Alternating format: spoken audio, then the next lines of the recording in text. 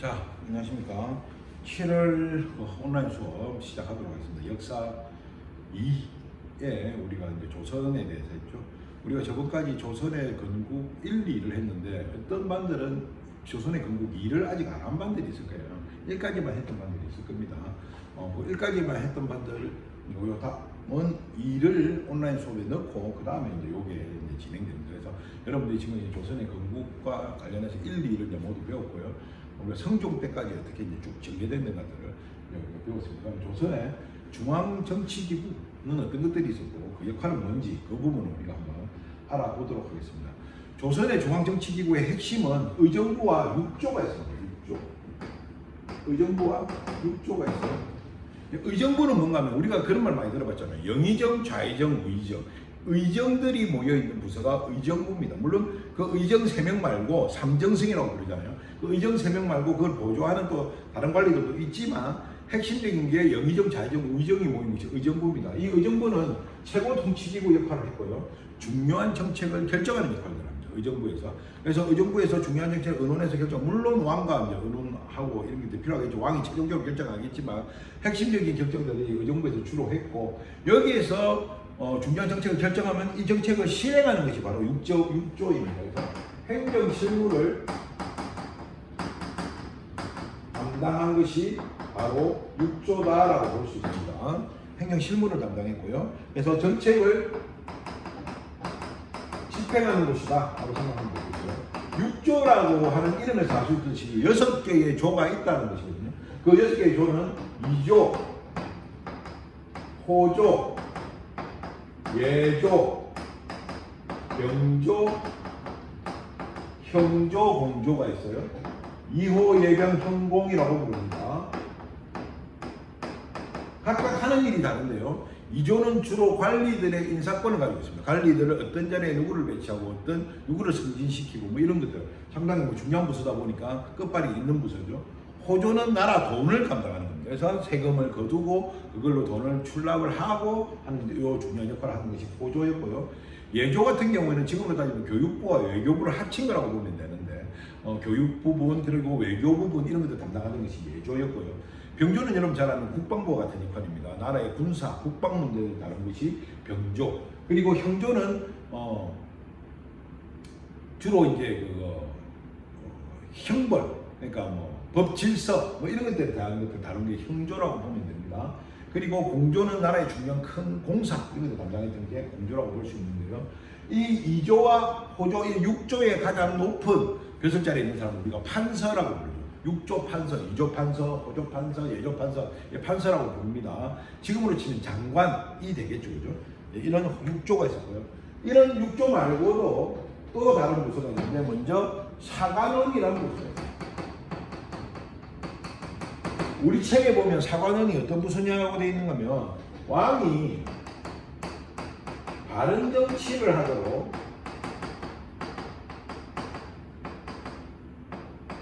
일깨워줌 이렇게 되어 있어요. 이게 뭔 말이냐? 왕 보고 바른 정치 하세요 맨날 이런 말만 하는 사람들이냐? 바른 정치 하셔야 돼요 이런 거 아니죠. 사관원은 뭔가 하면 쉽게 말해서 여러분들 용어로 설명하겠습니다. 쉽게 말해서 왕한테 계기를 해요. 그런 벼슬자리를 만들어놨어요. 그런 부서를. 너는 대놓고 왕한테 계기도 돼? 너는 그런 부서야 라는 거죠. 왕이 어떤 걸 결정할 때 아닌 것 같은데? 다른 아들은 왕이 무서워서 뭘 말을 못하잖아요. 근데 야들은 아니되옵니다. 그거는 이래서 불가합니다. 다시 한번 고려해 주십시오. 통촉하시옵소서. 이런 식으로 계속 계기는 왕한테 계기는 무슨 아예 만들어놨어요. 이게 조선의 좀 약간 우수한 점입니다.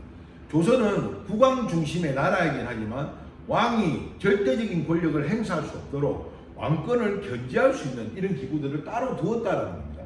이런 사관원과 같이 왕권을 견제할 수 있는 기구가 3개가 있는데요. 이 3개의 기구를 3사라고 부릅니다. 어떤 부서가 있는가 하면 사헌부와 그 다음에 홍문관이 있습니다. 이 3개의 기구를 3사라고 불러요. 고려 때의 3사는 금전 출납 이런 것들을 담당하는 곳이잖아요. 조선하고 상당히 다르고요. 사헌부는 많은 곳인가 하면은 관리의 잘잘못을 관리 잘잘못을 감찰하는 역할을 합니다. 뭐 이거는 왕국 변제하는 거 상관없네. 관리 잘잘못 감찰하는데 뭐 그 관리를 왕이 임명하잖아요. 왕이 자기가 신복처럼 여기는 아이들을 높은 자리에 앉히고 하는데 그 아들을 왕을 등에 업고 야가 막 날뛸 수 있잖아요. 그러니까 이런 아들을 견제하는 역할을 했던 게 사헌부입니다. 지금의 감사원과 같은 역할들을 하고요. 때때로 이게 왕권을 견제하는 역할도 하지만 또는 왕이 어떻게 활용하느냐에 따라서 왕권을 강화하는 수단으로 쓰이기도 해요. 왕이 사헌부를 잘 조정해가지고 자기의 방해가 되는 관리들을 또 이렇게 치내는 그런 것으로 쓰기도 합니다. 그거는 뭐 정치적으로 어떻게 활용되느냐에 따라 많이 다른 거고요. 홍문관은 왕의 정치 자문 역할. 왕이라고 해서 다 똑똑한 건 아니잖아요. 왕이 정치를 해야 되는데 판단이 잘 안 설 때가 있습니다. 그럴 때, 야, 이때 너 정족했노라고 물어보는 게 이제 홍문관이에요. 그러니까 사실은 사관원 사헌부 홍문관에 배치된다는 것은 상당히 똑똑해야, 과거 시험 점수가 상당히 좋아야 여기에 배치될 수가 있습니다. 그런데나 이런 아들은 반도 커야 되겠죠. 지보다 훨씬 높은 배수 또는 왕 이런 사람들한테 개기고 그런 사람들 벌 주고 그런 사람들 잡아 가두고 막 이래야 되니까 이런 데 배치된 아들 상당히 빡빡한 아들, 타협 없는 아들 이런 아들 배치시키고, 홍문관은 제일 과거 성적이 좋은 아들이 주로 홍문관에 배치됩니다. 홍문관은 왕의 정치 자문도 하지만 또 왕에게 이래라 저래라 하는 역할을 하다 보니까 자연스럽게 왕권 견제가 되는 거죠. 그리고 외교 문서도 홍문관에서 이제 담당하기도 합니다. 이 세 부서를 아까 합쳐서 3사라고 합니다.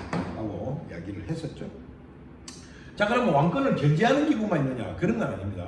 또 왕권을 견제하는 기구가 있다면 왕권을 강화하는 기구도 있어야 되겠죠.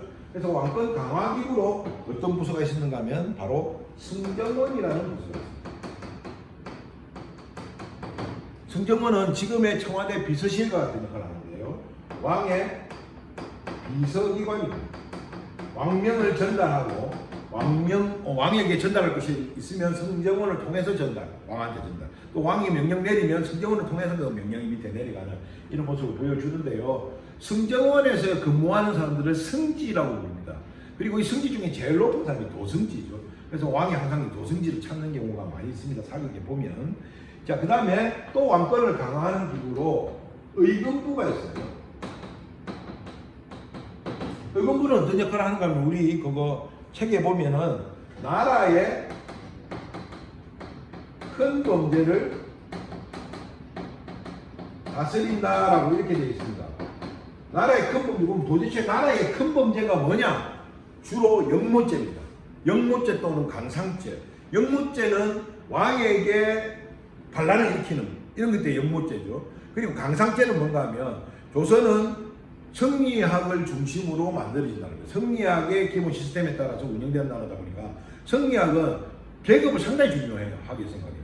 부모와 자식, 신하와 왕, 왕과 신하, 그 다음에 나이 많은 사람과 나이 작은 사람, 뭐 스승과 제자, 이런 남자와 여자 이런 식의 계급들은 무조건 나눠요. 양반과 상노 이렇게 나눠놓죠.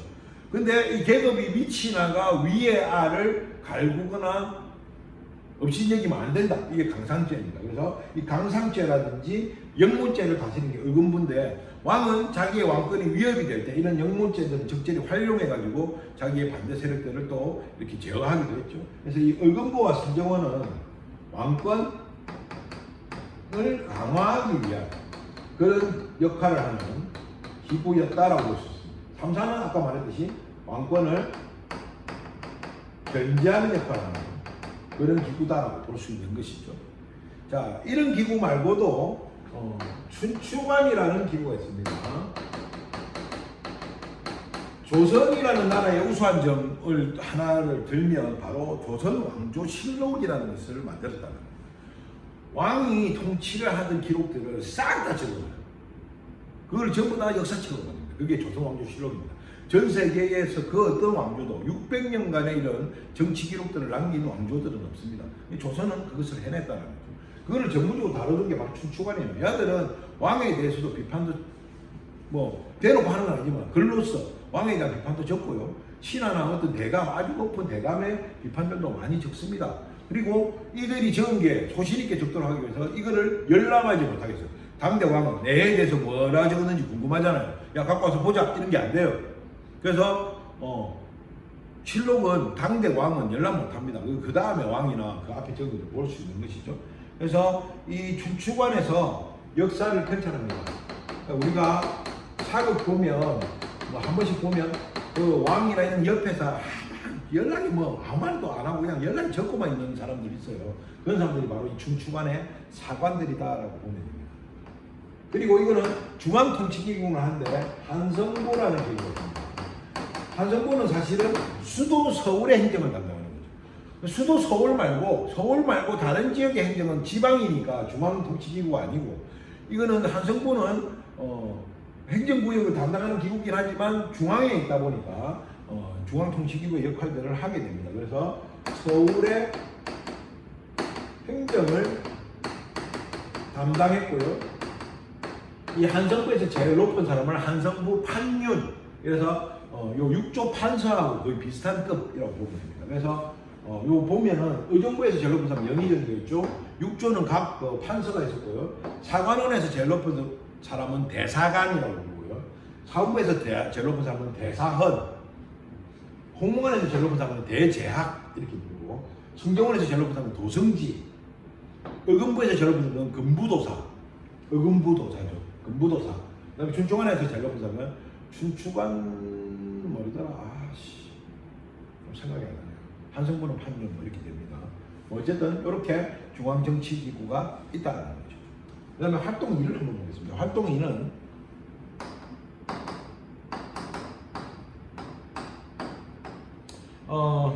지방행정과 군사제도에 대한 겁니다.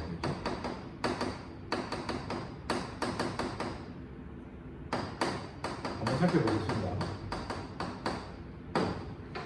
먼저 첫 번째로 전국을 8도로 나누었다. 8도의 명칭은 이때부터 우리나라의 행정구역이 이름이 거의 정해져요. 그 8도가 뭔가면 먼저 서울 근처에 있다고 해서 경기도입니다. 서울 경자 근처 기자를 써서 경기도라고 쓰고요. 그 다음에 근처에 있는 것도 하고 충청도. 자, 각 도의 명칭은 어떻게 정해지는가 하면 그 도의 중요한 도시 이름을 따서 정해져요. 충청도는 충주와 청주를 따서 충청도. 강원도는요? 한번 보겠습니까? 강원도는 강릉하고 원주가 돼요. 그 다음에 전라도는 뭐겠습니까? 전주와 나주. 그 다음에 경상도는 경주와 상주가 됩니다. 제주도는 없습니다. 이때는 제주도는 전라도 안에 포함되어 있었어요. 자, 그 다음에 서울 위쪽에 있는 황해도가 있습니다. 황해도는 황주하고 해주 이렇게 황해도가 되고요. 그 다음에 평안도가 있죠. 어떤 바보들은 평주이랍니다. 평양입니다. 평양과 안주 이렇게 해서 평안도. 그 다음에 함경도는 처음에는 함길도라고 불리다가 뒤에 함경도로 바뀌게 되는데요. 함길도라고 불릴 때는 함흥과 길주였었는데 뒤에 경흥이 더 커지면서 함경도가 됩니다. 그래서 함흥과 경흥 이렇게 해서 함경도에서 8도가 이름이 지어졌고, 이 8도의 명칭은 지금 우리나라의 행정구역의 가장 기본이 되는 그런 명칭으로 자리 잡고 있죠. 자, 그럼 도 아래는 뭐가 되느냐? 이제 8도가 있잖아요. 8도 밑에 뭐가 있는가 하면 부, 목, 군, 현을 둡니다. 보통 보면 우리가 앞에서 군현은 있었죠. 부목은 뭐냐라는데 이 네 개는 서열은 이게 제일 없습니다. 이런 식입니다만 급은 같은 급이에요. 우리가 보면 양산시하고 부산의 무슨 부하고 급이 같잖아요. 그리고 부산시는 경상남도하고 급이 같잖아요. 그런 것처럼 이거는 무슨 특별시 같은 그런 광역시 같은 역할을 하는 거라 생각합니다. 그래서 부가 가장 중요한 지역은 이제 부라고 했고요. 그 다음 중요한 지역은 목이고, 보통 일반적으로 규모에 따라서 군과 현으로 나눕니다. 그리고 부와 목은 그 중요 도시들을 부, 목 이렇게 둔다고 생각하면 되고요. 군현은 이제 좀 약간 덜 중요한 총구석이라고 보면 됩니다. 이 부, 목, 군현에는 파견되는 사람들이 수령하는 거예요. 수령. 우리가 흔히 그 사또라고 부르는 사람들이 이 부, 목, 군현에 파견돼요. 도의 제일 높은 사람은 무슨 관찰사가 파견된 거예요. 그래서 부에 파견된 수령을 부사라고 부르고요. 목에 파견된 수령은 목사, 군에 파견된 수령은 또 어떤 바보들은 군사 이런 말합니다. 군사가 아니고 군수입니다. 군수. 그 다음에 현에 파견된 수령은 현수가 아니고 현령 이렇게 이름을 부르기도 했습니다. 이렇게 해서 중앙통치제도들을 그러니까 중앙집권 체제들을 완전히 확립을 했고요. 그 다음에 이 지방에 이 부목 군현 밑에 이 수령을 도와서 지방 행정을 해야 되는 그런 사람들이 있겠죠. 그래서 지방 행정 실무를 담당했던 사람들이 있습니다. 지방 행정 실무 담당은 우리가 중앙 행정 실무는 어디서 담당했습니까? 6조에서 담당했잖아요. 그런 것처럼 지방 행정 실무는 6방에서 담당합니다. 이름 역시 마찬가지로 2호, 예병, 현공이에요. 그래서 2방, 호방, 예방, 병방, 형방, 공방 이렇게 6방이 있었습니다.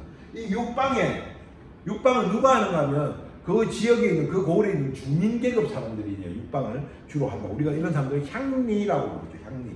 그러니까 향촌에서 일하는 관리다라고 해서 향리라고 부릅니다. 자, 이 지방에는 그러면 사도하고 6방이 있는데 이 둘이서 그럼 다 이 지방행정 담당하느냐? 조선의 우수한 점이 뭔가 하면 어떤 한쪽에 권력이 치우치지 않도록 한다고 했죠. 앞에서 그런 걸 했습니다. 지방행정도 마찬가지예요. 지방이 이렇게 되면 사도가 지 마음대로 할 수 있잖아요. 그래서 그런 것들을 방지하게 되죠. 사도나, 근데 사도는 중앙에서 파견돼서 가는 사람입니다. 지방에 6방은 계속 있는 아들이잖아요. 그래서 야들이 지금 마음대로 또 사도 갖고 올 수도 있어요. 이런 것들을 방지하기 위해서 지방에다가 유향소라는 것을 설치합니다. 유향소는 많은 기구인가 하면 그 지방의 그 고을 양반들의 자치조직이다라고 생각합니다. 자치조직이고요. 어떤 역할을 하는가 하면 양반의 그 지역 양반의 의견을 모으는 역할을 그리고 또 어떤 역할을 하는가 하면 수령이랑 그 지방 양반이랑 같은 양반급이잖아요. 그래서 수령이면 모르는 것이 야단한테 물어봐요. 이 6방한테 물어보기 좀 쪽팔리잖아요. 하다 보니까 이제 수령이 그 지역의 유향소를 찾아가서 물어봅니다. 수령의 자문의 동상. 자, 여기까지는 주로 사또를 도와주는 역할이라면 사또를 견제하는 역할을 하게 돼요. 그래서 어떤 역할들을 하는가 하면 수령과 요 6방 있죠. 향리 이런 비리를 저지를 수가 있어요. 세금을 띵가 묻는다든지 이런 비리를 저지를 수 있겠죠. 그래서 향리의 비리를 고발하는 역할도 있어요. 비리를 어디다가 고발하느냐 관찰사한테 고발하는 역할들도 했다라는 겁니다. 이런 유향소가 있었고요. 자, 그 다음에 군대 조직을 보면 중앙군이 있습니다. 중앙군은 5위 5개의 부대가 있어요. 조선 초에는 5위였다가 이게 나중에 조선 후기로 가면 5군형으로 바뀌어요. 이제 5개의 부대가 있는데 이 5위가 하는 역할은 주로 궁궐 수비. 우리가 궁궐에 보면 왕을 지키라도 빨간 덮고 입고 막 선정하고 있잖아요. 가들도 또 겸사복이라 해서 또 다른 조직들도 있습니다. 이런 궁궐 수비를 하는 역할을 하고 서울을 방어하는 역할들을 주로 합니다. 중앙군은 5위로 구성되어 있고요. 지방군은 좀 독특한 방식으로 운영되는데 지방군은 중앙에서 지휘할 수 있는 장군이 내려가요. 그래서 각 도마다 팔도가 있었잖아요. 각 도에 병령과 수령을 설치합니다. 각 도마다 다 바다라 강을 끼고 있기 때문에 병령은 육군, 수령은 해군이라고 보면 됩니다. 육군 부대와 해군 부대를 둡니다. 수령을 설치를 해요. 그리고 이 병령을 관장하는 아로 절도사를 파견합니다. 병마절도사. 그리고 수령을 관장하는 사람도 수군 절도사를 파견합니다. 그래서 야들을 파견해서 요 지역의 군대를 지휘하도록 합니다. 우리가 잘 아는 이수진 장군 같은 경우에 전라자수사가 됐다고 했죠. 그 말이 뭔가면 전라도에는 두 면이 바다다 보니까 전라자도와 우도로 나눠서 수령이 있었거든요. 전라자수령과 전라우수령이 있었는데 전라자수사가 됐다는 말은 이순신이 전라좌도 수군 절도사가 됐다라는 그런 뜻입니다. 어쨌든 이렇게 해서 지방군이 운영된다 하는 것들을 알아둘 필요가 있고요. 조선의 교육제도와 과거제도에 대해서는 다음 시간에 하도록 하겠습니다.